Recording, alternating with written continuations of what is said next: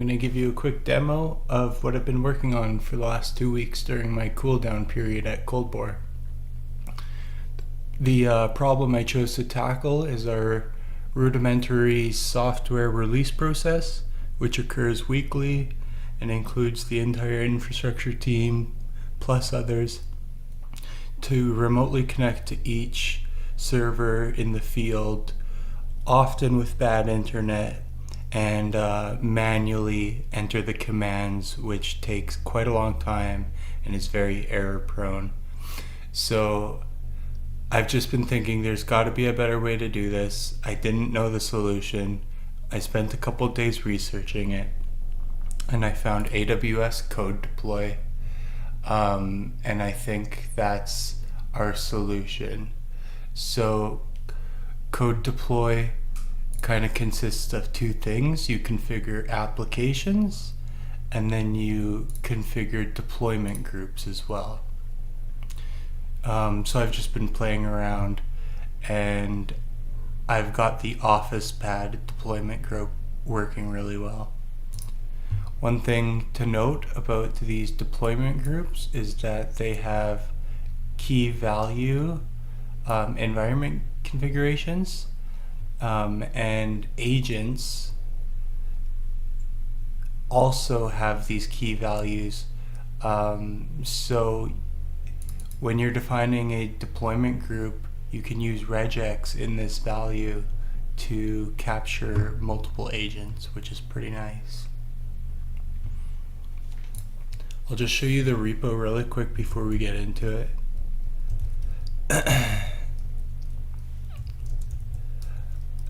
So I've created a software releases Git repo. I'm working on a register agents Python script because for each edge server, there's quite a lengthy and confusing process you need to go through to register it as a CodeDeploy agent. So I'm working on automating that, but not done yet. Each time there's a new software release, we'll create a new subdirectory. So I have one here. We'll go into it. And this is kind of the format that they'll all take.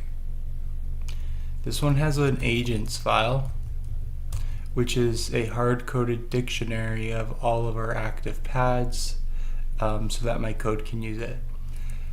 I'd like to get rid of this and automate it based on the data in the database. It has the application specification file, and it's very simple. All it's doing is running the install shell script, and it's giving it a 900-second timeout.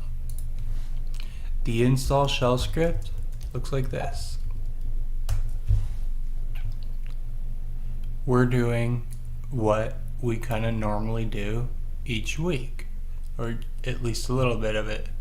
So we're logging into the ECR, and we're going to download data pipe CTL, and then we're going to install it on the Office Pad. The top half of this terminal is the Office Pad, and you can see if I hit data pipe CTL, there it doesn't exist. I've uninstalled it. So I'm going to watch,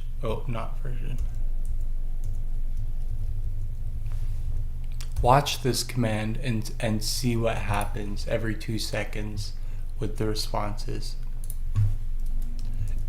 Down on my dev machine, now that we've looked at everything, I'm going to push this to the S3.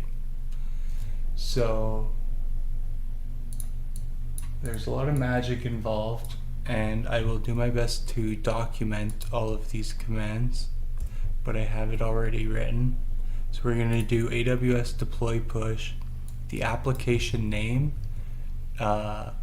needs to match up with the application that you've configured in CodeDeploy.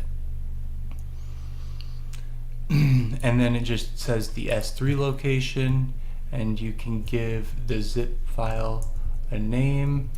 So it's just past midnight. I'm gonna do 12:06. Oh, did the date change? Yeah, it did. 30. All right, hit that, and then boom. This feedback is just telling me how I could deploy it from the command line if I wanted to, but I'm not gonna do that. I'm gonna go into CodeDeploy, go into my application, look at the revisions, and look at that 2022-04-30 12:06 is here. So let's deploy it. Let's create a deployment. Let's select our deployment group, which is the office pad. Let's select our revision. Sorry, you can see I've been doing a lot of trial and error here. Here's our latest one. I'm going to overwrite the content just in case I need to. And then I'm going to create the deployment. And it only takes a few seconds, and we'll just keep our eye up on the top left corner and see what happens with data pipe CTL. Look at that.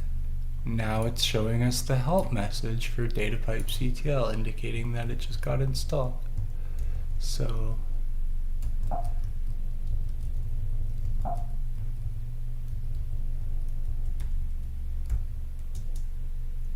is there a help?